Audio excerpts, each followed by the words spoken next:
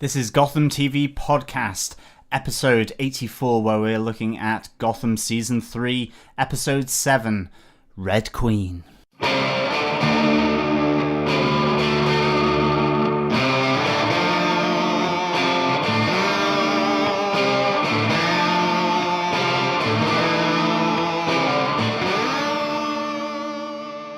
Hey, this is Drew Powell. I play Butch Gilzine on Gotham, and you are listening to Gotham TV Podcast. Welcome back, Gothamites, to this Season 3, Episode 7, Red Queen. This is Gotham TV Podcast, Episode 84, and I am one of your hosts, John. And I'm your other host, Derek. Welcome back. Yes, you're looking resplendent in red there, Derek, yes. Had to get the Red Queen t-shirt on, right? I think you did. It's such a Red Queen t-shirt, indeed. I've got red socks. Okay. Yeah. So I am a friend of Dorothy. I see. But yes, we're here for the Red Queen, a very mysterious title for this episode of Gotham, and one which is quite funky and weird and psychedelically, hallucinogenically fantastic. Yeah. A really good episode of Gotham again. They really are knocking them out of the park this season, I think. So, yeah. Really a nice consistency to the episodes. Very good indeed. As well, just so that you are aware, we are at Heroes and Villains FanFest in London this coming weekend, I should say, That's right. on the 27th and 28th of May, where there will be a host of Gotham cast there, from David Mazouz to Sean Pertwee to Drew Powell, who you heard again very kindly introducing Gotham TV Podcast. We really have to pay him a lot of money for this, don't we? Well, I think we really do. I think we have a dual photo op with him and a solo photo op just to make up for his intro for the last year for our podcast. Yeah, definitely. As well as then there being Robin Lord Taylor as aka Oswald Cobblepot. Yes. Yeah. And of course Jessica Lucas. And as well. Jessica Lucas. I keep forgetting. Yeah, because she was added very late to the lineup for Heroes and Villains FanFest, but I can't wait to meet her. Really cool. Really cool. Yeah, the Tigress. Absolutely. Yeah. And of course, for next week, we will have no video, no YouTube video, because we will be in London at the Heroes and Villains FanFest. And so, yes, we'll just be doing audio only, but you can head over to YouTube anyhow and just listen to the voices of Gotham TV Podcast, myself and Derek. Yeah, I hope to put in a couple of photos maybe from Heroes Villain FanFest during the coverage. Maybe, hopefully, I'll have some in time for the edit of that podcast. Yeah, we will certainly see what we can do, and of course, you can find us on gothamtvpodcast.com/iTunes, or you can just search Gotham TV Podcast on any good or Oswaldian podcast catcher. Yeah, absolutely. I almost tripped myself up there. Almost. I think it's time to get into the review of Red Queen, Season 3, Episode 7 of Gotham. What do you think, John? Absolutely. Yeah. Derek, what are the case notes for this? Yeah, this is an episode directed by Scott White, who directed Season 2 episode of Gotham, Prisoners. If I remember rightly, that wasn't one that we were particularly enamored with. It was where Jim was in prison for most of the episode. Very repetitive, showing the day-to-day life of Jim in prison. If I remember, it wasn't one of our favourites of the season, but I think he's redeemed himself with this episode. Oh, definitely. I think it wasn't so much the direction or anything like that. I think Gotham works best when it is ensemble, and this is what they've been doing this season, and it really has worked. I think the problem with Prisoners was that it was just focused on Jim, and it just seemed a bit solo run, really. And really, I think after 3 seasons, what seems to work for Gotham is ensemble pieces, moving around quite a lot, looking at different arcs of different characters. Definitely. Throwing in a curveball here and there, going trippy, certainly in this season. And of course, looking at previous, like the Red Hood gang, for example. Yeah. So it really works well like that, and I think they're really focusing on that this season. Yeah, absolutely. And this episode was written by Megan Mostyn-Brown. This is her 5th full writing credit for an episode of Gotham. She did Welcome Back, Jim Gordon, Everyone Has a Cobblepot in season 1.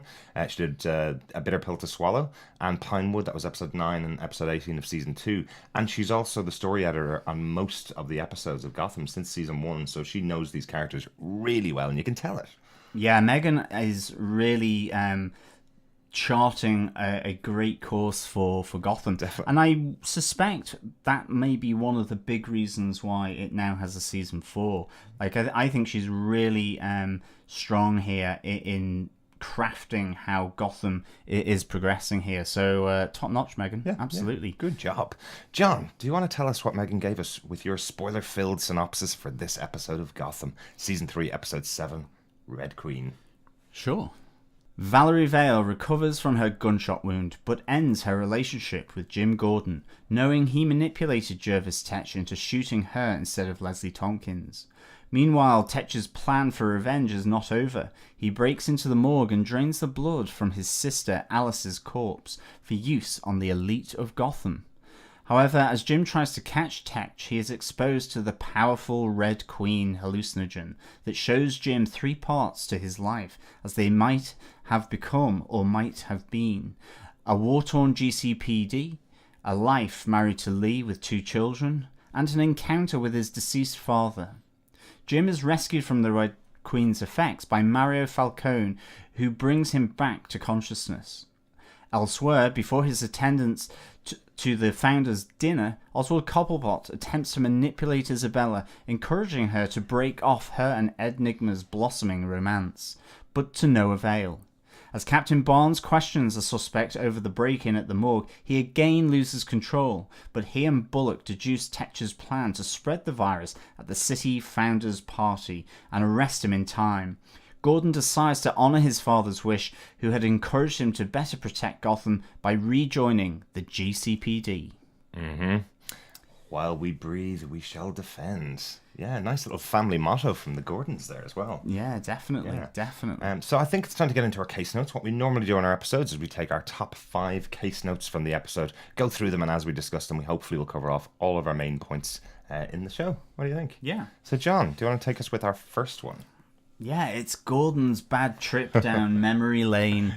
This is the Red Queen, Babs, and the elevator. The 3 floors of Jim's life, really. Yeah, I mean, this was really good. I even just liked how the Red Queen was bought from the drug pusher by Tetch. Yeah, and that was really cool. Yeah, he's probably gone out of business at this stage. But well, I think he might be dead now from his experience with the Red Queen. Yeah, dead or in the loony bin. It was quite good of him to do a house call over to Tetch's creepy apartment, wasn't it? Yeah, he must have wondered what was about to happen or what was going on. But we have the first floor with Bellboy Babs, Bruce, and the Wayne case featuring really largely here. You know, is it a case of guilt over not having solved it yet? Leaving Bruce Wayne to the wind, so to speak, trying to find out his parents' murderer himself. Yeah. But we then get transported back to Jim in the army. Never leave your unit behind, screams Cobblepot, who's there, saving him from a massive explosion. Yeah, really interesting. But then we get transported back to the GCPD, where there are a ton of police officers, detectives, all slaughtered, wiped out, with Bruce Wayne with a really creepy mask as well. Yeah. Kind of saying, it's your fault. It's because of you, Jim. It was a Jim Gordon mask, wasn't it, on his face? It looked like it. It was very Mike Myers to some extent. Like, really creepy. Yeah. I love how Gotham does this, really sort of ramping up this just kind of general weirdness and creepiness. But, at the end, Jim falls back off the sort of the mezzanine of the GCPD, and he has a really girly scream. Oh, poor Jim. Poor Jim. He did just get shot in the stomach by Bruce, though. I'd probably scream very girly if I got shot in the stomach, even in my nightmares. That's true.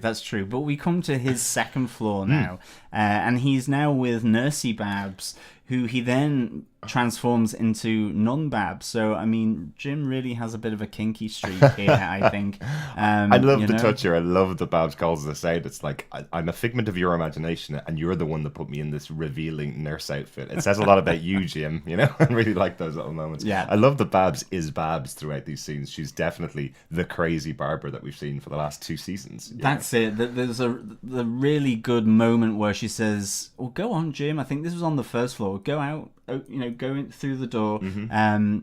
Or do you want to be left here with me in this small space? It's just the way she delivers it is really, really good. Yeah. But here we have Jim and a life that he could have had with Leslie and their 2 children, Julie and Frankie.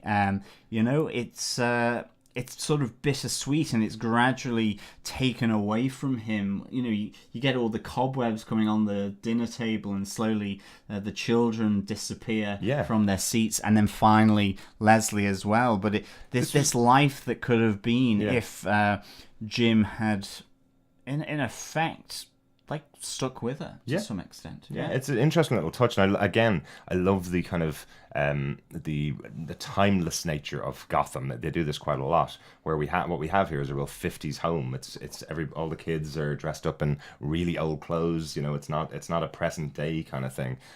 Even Leslie looks like something out of a really old film. Really like these touches here. Now in the comic books, there's no relationship between Leslie and Jim. Leslie's actually, I think she's together with Alfred, if I remember right. So she's a lot older than Jim in the comic books. But the kids that he does have, he has Barbara and he has James Jr. In the comic books, and he also has Anthony Gordon for a very short period of time in the comic books. A reason for that, but. This isn't a relationship to the comic books. These 2 kids, Julie and Frankie, they're a completely new creation for the show. It's not like a future that he could have had. It's a completely alternate life for Jim.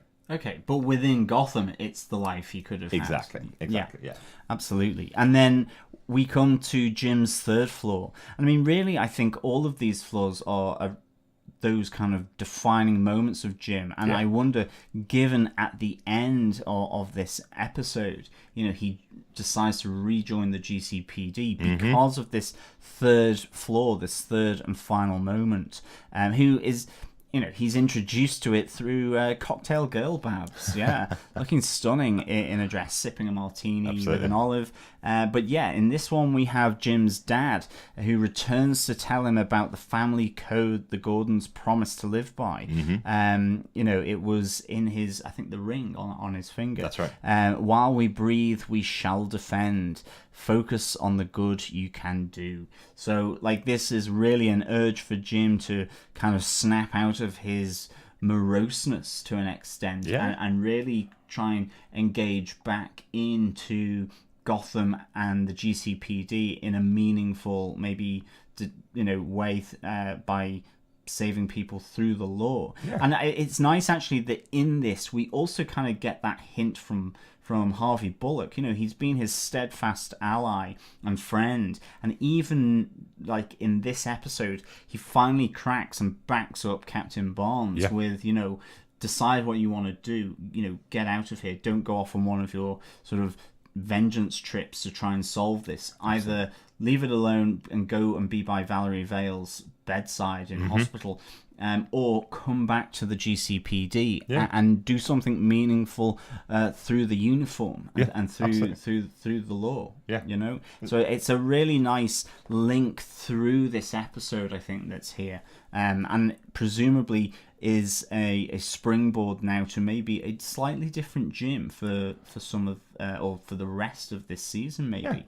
I hope so. I hope he needs to take up. I hope he takes up this mantle of the Gordons, really, the people that will defend the people of Gotham. This is something that we know Jim becomes. We know he becomes the commissioner of Gotham in the far future or the near future. You never know. But it is nice to see him hopefully turning back towards that and seeing his way back to the GCPD. There was a while there I was wondering how they were going to get back in. He can drink whatever time of the day he wants to.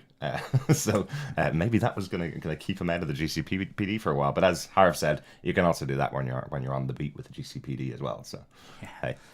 But a really, I think, great thread through, Jim's exposure to the Red Queen hallucinogen here. Really good. What a great idea. Yeah, really enjoyed it.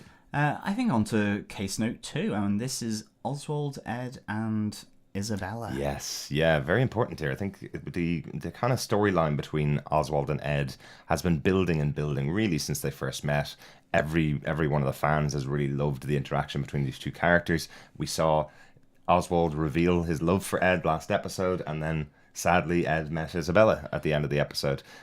This episode does add a little bit more to your theory, John. I think that Isabella is not just a woman that happens to look like Ed's former flame. You can definitely see some moments when Ed isn't looking, where Isabella is kind of giving knowing nods or knowing looks that she's playing him.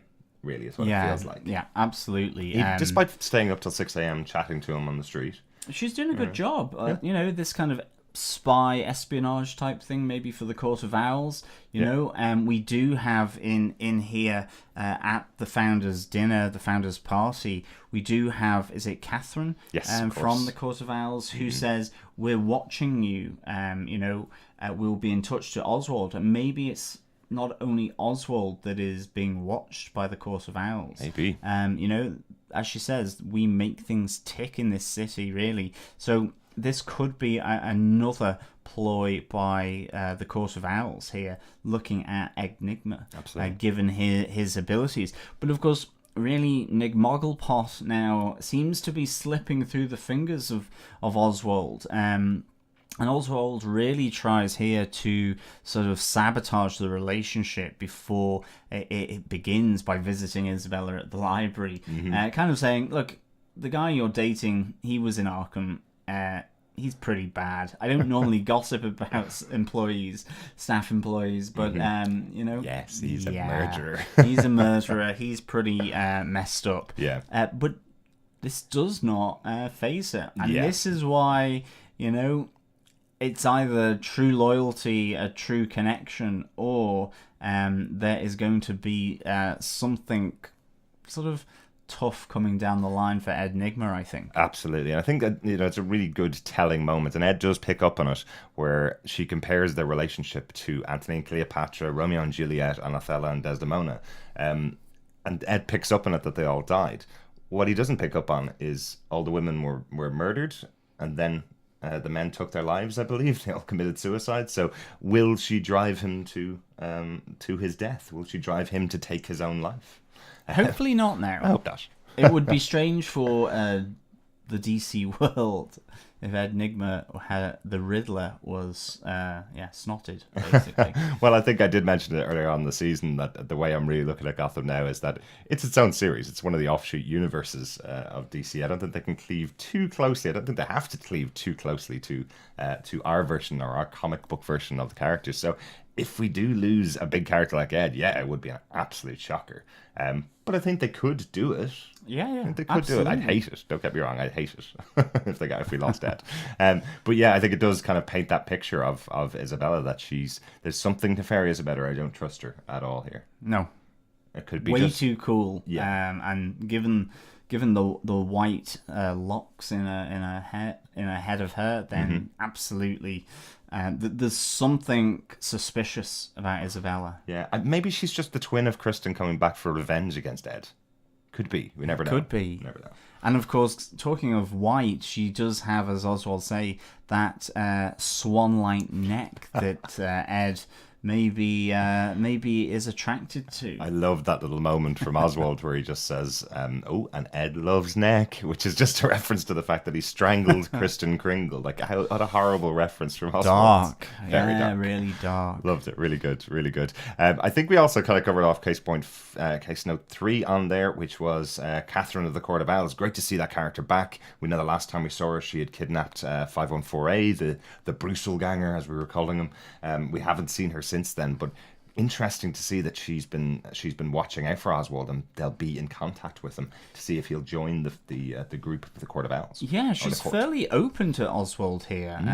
She's kind of encouraging to him that they've had their eye on him at the time, at least at the founders' party, that she really seems to be saying, like, we want you to work with you, basically. Yeah.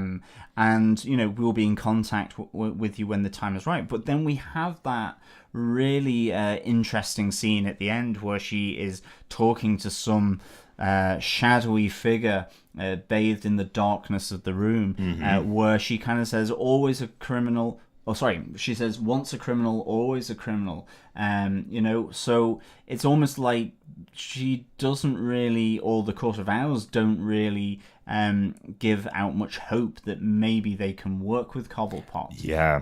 And that actually he would be more of an enemy or someone to go up against rather than an ally here. But it's interesting to find out. Interesting. Yeah, it'll be interesting to find out what the court do with people that are criminals in the city. Do they let them go? Do they take them under their wing? Sorry about that. To try and Do they turn their neck? turn their head, maybe. Yeah. Turn their head. Sorry, because I've still got Catherine. Sorry, no, I've still got Isabella's swan neck thing going around my head. Must be it. But do they take him under their wing and guide him in this path of being mayor now, so that they have more control over the city? You know, I presume they have most people in the city under their wing.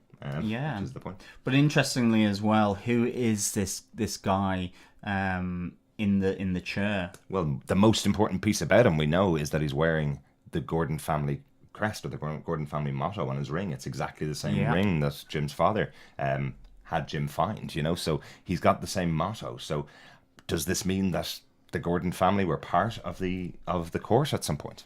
And are they an ancient family of Gotham, like Catherine? Absolutely. Remember, Gordon Senior was the district attorney at the time. Falcone did say that he worked very closely with the DA, with Jim's father. So yeah, lots of a few threads here that are starting to look as though they want to get connected. Absolutely. And this will be. Yeah, this is really interesting now. Really building, I think, in this season of Gotham. Definitely. I think so. I think for case note 4, I think we should talk about the actual Founders Party itself, because that is really interesting. Obviously, we saw with Theo Gallivan's arc in season 2, we saw a lot about the founders of Gotham. We saw loads about the old families of Gotham. It's interesting to see they're still all behind everything. That this party itself is something that you'd kill your own mother to get to. Really, it seems like a really important social occasion for Gotham. Yeah, but one that's going to get rudely interrupted by Jervis Tetch with his sister's blood plonked into the old red wine. I know. And yeah, I noticed he didn't take the Red Queen. Actually, that was really interesting. When Jim was about to begin his hallucination, the little bottle of the powder is still by his side. Yet when he wakes up, it's no longer there. So maybe it was just part of the maybe it was just part of the hallucination. Maybe it was just part of the hallucination, you know. But yeah, I kind of noticed that. But yeah, his revenge is not just simply on Jim Gordon. It is on the people of Gotham who he believes has failed his sister as well. That's true. And I do like, you know, he says, "I'll make mad men of the ruling class." There is a rhyme to that, but I can't remember quite what the first part is. But really nice, kind of almost Shakespearean kind of feel to that. Absolutely. And he says the heads of Gotham will roll, which I really like. Yeah, that's very and good. I think, you know, again, really good to see Jervis Tetch on form here. Absolutely. You know, absolutely manic, not afraid to use a gun.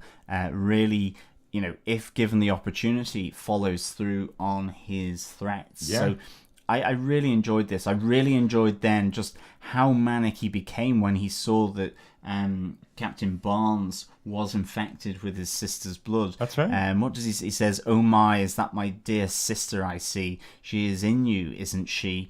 What fun, what fun. Mm-hmm. What fun it will be when Captain Barnes goes loopers." I mean, the rats are going even worse now. They have no resemblance to what they were before. They're getting more violent, more out of control. That's right. So I suspect Captain Barnes is on a fairly downward trajectory into aggressiveness, craziness, and I can just imagine him like eating his way through the jail bars at the GCPD, Maybe. to get at these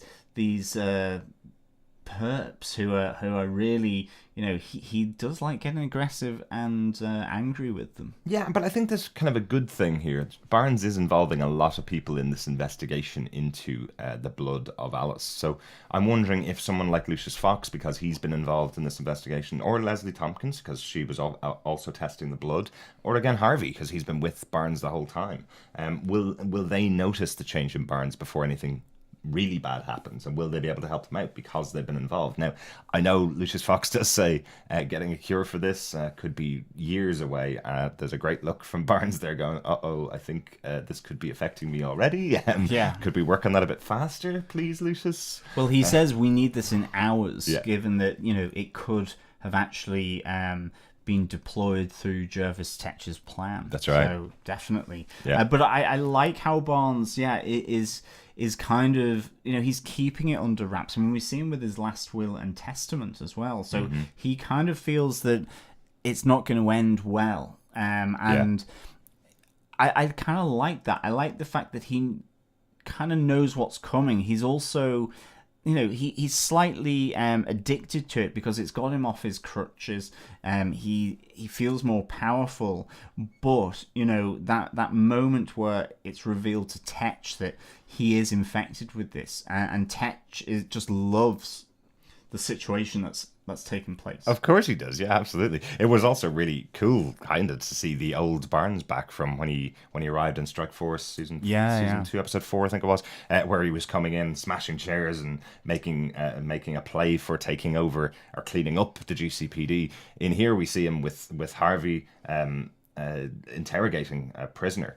And that moment, there's a real kind of anger and aggression to him that we haven't seen for such a long time, because he's kind of been off center since he got attacked by Galavan in season 2. He's kind of not been himself really. So yes, he's getting furious and angry, but it does really remind me of how he was introduced in the show as a furious, angry kind of character. So, great to see that back. But the one other thing I wanted to say, sorry, about the Founders Party. This kind of topic has come up a couple of times in the movies and in other stories. This idea of the ruling class of the city, which I really like that. Jervis Tetch is going after the ruling class. He's trying to poison them and take them out. So we had the 1%ers in The Dark Knight Rises. Yep. This was Bane's plan as well, was to take out the ruling classes, and Gotham would turn on itself. The people would take over the city, and it would be an orgy of chaos, effectively. So it kind of feels like Jervis Tetch's plan to take out the ruling class, this court, or the founders, is similar to that plan. I thought that was quite an interesting little Dark Knight moment, I suppose. It's definitely a running theme through Gotham and through the books, this idea. And I suppose it's highly, deeply connected in with Bruce Wayne, this idea of, a billionaire, but also, the other incredibly rich members of Gotham High Society. Yeah. And it really is a theme. And it's great, this theme, and trying to see them being pulled down, whether it's through Bane in Dark Knight Rises, or now with Tetch, whereas it contrasts quite nicely with season 2 with Galavan, who wanted to reinstate that and just circumvent and supplant the existing families. Absolutely. But his aim was to maintain this kind of nefarious, secret upper class society. Absolutely. Controlling Gotham. Yeah, and it's so interesting. Really good. Yeah, it is also interesting they haven't got Bruce involved in the Founders Dinner. I know he's a bit young to be sitting around sipping wine, so I presume that's it's maybe something that he'll graduate to later on. Well, he did have other things on his mind, and I suppose that does bring us on to our fifth and final case note, which is Bruce's date with Selina. Aww. Yeah, almost didn't happen. Thought he was going to get stood up, but she did arrive. She got busy. Yes, she did. I presume that meant stealing. I think it did. Yes. But yeah, it's... I think so. I think there's the kind of point here with Selina and her lateness is really that she wants to make sure that Bruce knows he's waiting for her. Selina's not someone that's just going to come along on a date and get flowers and chocolates. That's not the kind of girl Selina is. She wants Bruce to know that she's that she's not an easy plaything for him. You know, that's the kind of character that we see in Selena. She's always like a ball of wool exactly. for a cat. Exactly, yeah. So I think she's just trying to kind of put Bruce in his place. Again, he's this rich billionaire, and she's from the streets, you know. She doesn't want to be at his beck and call. And I like that little bit from Selena. I like that feeling of the character. It feels really like Selena Kyle. She wouldn't be someone that would just drop everything and run to the billionaire's house for a free meal, you know? That's true. But it looked quite a nice meal. It looked like chocolate cake. It looked like salad. It looked kind of healthy and unhealthy. Light and dark. You know? I'm not sure whether he was going to serve both of them on the same plate. I think Alfred probably taught him a little bit better than that. But I do love that Selena asks for the chocolate cake first before any dinner at all. Like, cut the cake. Yeah. And Alfred was concerned, you know, as well. He will be in earshot, and the lights have to stay on. I know teenagers out there. You've heard this before. Mm-hmm. Yeah, definitely. I think we've all heard it in our lives at some point. Absolutely. But it just, you know, again, it's another great parenting moment from Alfred. You know, he's not going to leave Bruce alone with Selena in the house, you know. I think it's also because he probably doesn't trust Selena. He still doesn't trust Selena, I think. Yeah. I'm going to be within earshot in case she steals the large screen TV that I'm sure they have in the house. Somewhere. Yeah. I wish they would reintroduce the Batcave, actually. Yeah. That seems to have been a great addition that has been underutilized in Gotham. Yeah. Even if it was just that they were down there a bit more often. Yeah. It would be really good, I think. But remember, Bruce is sworn off doing this type of stuff, so he's, at the moment, he is just being Bruce. He's going out to events and he's having dates with girls. You know, that's the Bruce side that we haven't really seen a huge amount of in the first couple of seasons, because he was doing the investigation where he almost got killed 3 or 4 times. You know? Yeah. I'm just trying to remember as well, the tape in the machine, or on, sorry, not the tape, on the files from the computer. Mm-hmm. They basically were destroyed, weren't they? Yeah, I'm not sure whether Lucius ever broke into the computer to get the full files out. I'll have to check that up, actually. But yeah, I think Lucius just went off and joined the GCPD. Bruce finished the investigation, stopped investigating this at the request of Alfred, so that he actually might make it to his 20s. I think is the point. I think as well, like, finally, like, Selena has I think it's a really nice little touch here from the writers, where she says, this thing between me and you, it's weird for me, and Bruce just responds back, it's weird for me too. It's kind of really just like that awkward sort of connection between teenagers as they begin a romance or something like that, you know. And certainly because of obviously the street urchin versus the billionaire child with a legacy. It's a really nice little touch just to highlight again that actually they are so different. And it's that's the reason why they're not just simply connecting. That there is something to be overcome. There is an attraction there, or there is something. But there's just some invisible boundary that is strange. So it's really really nice touch, I thought. And I think Selena does kind of have a reasonably good point about Bruce. She's his only friend. There's nobody else that Bruce ever talks to outside of Alfred. So, and Alfred's kind of in the fatherly position here. We see him in the episode. So, you know, to Selena's point, if this doesn't go well for our relationship, that's the end of our friendship as well. You know, if something goes wrong here. So you got to think about this very clearly and very seriously, Bruce. If you want to screw up the rest of our life and the rest of our relationship, go right ahead. But she's not willing to do that either. So she does care for Bruce in that way, I think, as well. That kind of comes across. It is weird. So yeah. I think that's our top 5 case notes, John. It is. Yeah. We have a usual point of business, our Bullockism of the week. We did see a bit of Harvey Bullock in this episode. Thanks to those of you, our Gothamites, our listeners, who've sent in your Bullockism of the week. Still the chance to win the Harvey Bullock pop vinyl that we have. Hopefully coming up later on in the season, we'll be giving that away. Please keep sending in your Bullockisms of the week, your favourite Bullock moments, even if it's one from season 1 or 2 that you thought that still stands out to you as a great moment. As we said last week, Bullock's getting a little bit more serious as the episodes go on, but there was a great little moment with Barnes in this episode, wasn't there? Where Barnes asks him, "What's the date, Harv?" And he goes, "Friday." He's got, what's the date, Harvey? No. He excitedly a good moment. Yeah, he just excitedly answers Friday, as if he has just woken up on the couch for the 5th time this week, but remembers the day. He's sure of the day. Yeah, nice little moment. Yeah, really good. And of course, to Jim, he goes, "I'm not going to aid you in one of your bullcrap kamikaze missions anymore. Why don't you come back to the GCPD, Jim? What are you afraid of?" It's the moments I talked about before, and it's a really good moment between former colleagues and a friend. Sort yourself out, Jim. Stop running, stop being afraid. And I think that connects back into the elevator and the 3 flaws of Jim's life really, really well. Absolutely, yeah. Some great little Bullock moments for this episode, definitely. But if you want to send in your Bullockism of the week, just send an email to us at feedback@gothamtvpodcast.com. Come follow us over on Twitter as well at Gotham TV Podcast, and you can pop on your Bullockism. You can hashtag it over there. That's why you can do it on Twitter. And of course, we are on Facebook. Just go to facebook.com/groups/ Gotham TV Podcast and join our group there for all the discussions around Gotham. Absolutely. Of course, we do have the Red Queen herself, this powder, as one of our notes as well, which was... And it was described as a blend of psychotropic plants. Yes. And I'm just wondering whether the Red Queen has been manufactured by the Green Queen in the form of the older Ivy Pepper. Maybe.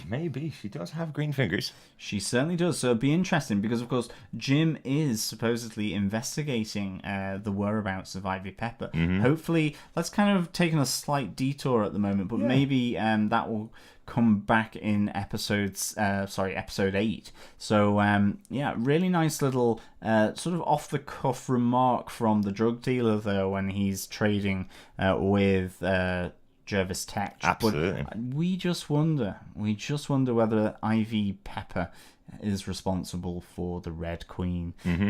And can I just say, for one of my notes for this week, is really the most gruesome moment I think I've seen in Gotham for a while is Alice being bled dry. As the camera comes in, focusing on effectively her dead face. She's been dead for 2 episodes now. She certainly has. And just having a focus on her face and then flip upside down as she's drained of blood by her loving brother, as he would call himself. I just thought that was a really, really difficult scene to watch, almost, watching something like that, It was a great piece of direction, that whole turn of the camera. Absolutely. To show that she's upside down. And of course, kind of goes nicely with the whole psychotropic aspect of this episode and the hallucinogenic sort of to-ing and froing for Jim and so on. So really, really good. And of course, we see here that Mario... quite rightly, probably, wants Jim out of Leslie's life. It's probably a good call, in all honesty, that, look, he's really, got to be out of our lives for this to work. So I suspect that Leslie and Mario's wedding may not go to plan. Well, maybe, but I do see his point. I suppose I kind of see, if you have that as your ex, if you have Jim as your ex, who every time you meet with them, you're either getting a gun pointed at you, or getting attacked, or getting kidnapped, held at knife point. Yeah, and pretty much all 3 of these had just happened the day before to the woman that he's engaged to. So I can kind of understand his point. Absolutely. And one of the other interesting things here for me is, remember that it was Falcone who held Barbara hostage in season 1 and effectively initiated her trend down into absolute insanity and ultimately into Arkham. And I'm just wondering, given Babs's relationship with Leslie Tompkins anyway, with that triangle with Jim, but also there's another triangle with Leslie now, which is through the Falcone family, through Mario. So that's true. I just wonder, she has a perfect opportunity for revenge. There seems to be a lot of it in Gotham City for this season. Absolutely. What with Jervis, Tech, and maybe even Babs will start to get into the mix here. But remember, John, Babs isn't crazy. She's free. Free as a bird. John, overall, what did you think of the episode? I would give this 4.5 Red Queens out of 5. I actually thought this was one of the strongest episodes. It really connected nicely to what had gone before. I really think that it probably amounts to a great turning point for Jim, Yeah. moving away from being this bounty hunter, coming back into the fold of the GCPD. And it also, I think, gives Jim some story as to why he's been doing this. I mean, we got this whole notion that he's afraid and mixed up from last week's episode. We have it again in this episode from Harvey Bullock. And I think for me as well, it was just nice that the connection with his hallucinogenic experience was then in reality through Harvey Bullock, who is his friend and former colleague. Yeah. Again, loving the tech, loving how he is sort of mechanically sort of trying to destroy Gotham, although he's now in custody as well. So that will be a useful thing to see how that works. I presume he's going to go straight to Arkham, and with its leaky walls, we'll be straight out again. Yeah, you know. I hope he's not carrying a watch, because he'll just get out of the back of the van in next episode. And then again, I think just with I'm really enjoying Captain Barnes here, and just how his kind of descent into whatever he's going to descend into as a result of his exposure to Alice's tainted blood. Yeah, I think it's really being played nicely by Captain Barnes. Yeah, you know. So this was a good one, and of course, finally, I suppose, you know, we do have this additional stress now for the Nig Mogglepot with Isabella on the scene. Yeah. And again, Court of Owls back in, always good. So this was a really nice, strong episode for me. Absolutely. Oh, I'm totally with you on that. I think this kind of resurgence of the Jim Gordon that we loved at the beginning, this guy that wanted to come in and clean up the city, and then got scared off by the villains that have been attacking him the whole time. I love that this has made the turn back to him. So yeah, I'm with you. It's probably one of the best episodes this season so far. Really, really enjoyed it. Yeah. I think with that, on to some feedback. We got in some feedback from Daniel Butcher. That's right, yeah. Daniel says, I know I missed an episode. I just didn't have a lot to say about the last one. But he's wondering, is it me, or is the Penguin love triangle and the Bruce-Selina date storyline? Honestly, I was like, hey, where's Bruce? There's Bruce. I haven't seen him forever. Are they really just attempts to keep him in the show while the writers work out the Gordon arc? Stories for them seem really forced to me. Interesting, Daniel. I don't think so. A lot of this stuff, I think, has been building for seasons. You know, we're into the third season now, and Selina and Bruce's relationship was kind of written on the wall the first time they met. They had their meet cute in one of the first episodes. Yeah. So it was always kind of going to happen. And when you got to see a show with 22 episodes a season, there's going to be a point when you're going to resolve some of those love stories, you know. I think Penguin and Ed, there's always been that kind of relationship between the two of them as well. I don't think it feels like they're forcing them into the episodes. I think it feels like this would be a natural thing to do when you have a lot of episodes. It gives you the opportunity to talk about them. Absolutely. But I mean, I do think that always the danger is that Bruce is kept within Wayne Manor. I mean, we've had that before, and I'm really looking to see his doppelganger and the Court of Owls back in here, and hopefully that, you know, not only is it the Gordon arc, but that we have a Bruce arc that starts to move back into whatever the Court of Owls have got lined up for his doppelganger, so that they really you know, that it moves out of Wayne Manor, or there's a real present danger. I think, you know, again, I think there will need to be a time where Bruce starts to sort of think about his parents, the crime, the injustice, and how we move to be how he moves to be Bruce Wayne. At this moment, it's that connection with Selina and Bruce, and I'm really enjoying it, and I think you can see where it comes from, but certainly it needs mixing up as well. Mm-hmm. And a really good question from Daniel. He says, is this the end of the Jim growth arc? Did he learn what he needed to learn to become the future commish? Or does he need more lessons from the old commish? That's just a bit of a gag about Michael Chiklis used to play the main character on the commish. Nice one. Before he makes this plunge back into being the commissioner. What do you think? Is this him set on the path now, or does he still have some issues to resolve? I think it's the start of him back on the path. Right. He needed the boot from his long lost dead father. Mm-hmm. But depending on who that shadowy figure is, maybe, Jim is also going to get a bit of a shock and will need to reset if maybe it is his dead zombie father. Like, who knows? With Indian Hill, it could be anyone. Who knows with Gotham? It could be anything. Yeah, exactly. Clayface could be back. Yeah, but that would be really good. Like, that's a really useful character to have in the bag, to sort of have other people come back from the dead. Absolutely. Daniel, all right, peace out, later, bye to you as well. Thank you very much for that feedback, Daniel. Thank you. And remember, you can provide any feedback through our email at feedback@gothamtvpodcast.com, or you can leave a voicemail. Just visit the website, gothamtvpodcast.com, and leave a voicemail on the little button. Yeah, that's on the right-hand side of the screen. Absolutely. Up to 90 seconds of voicemail feedback. We'd love to hear from some of our listeners through voicemail. So please, and again, you can join us on our Facebook group or Twitter, and of course on any other good or evil podcast catcher, including iTunes.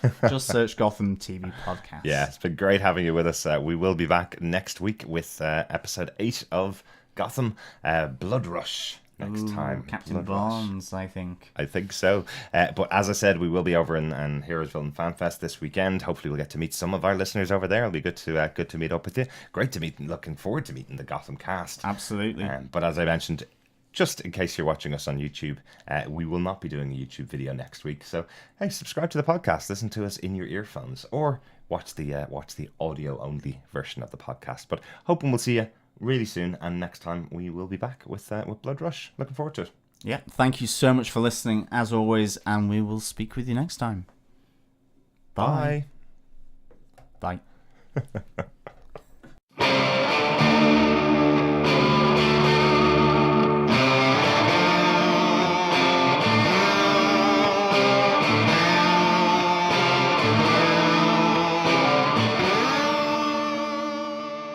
Thanks for being a Butch supporter. Butch loves you, baby.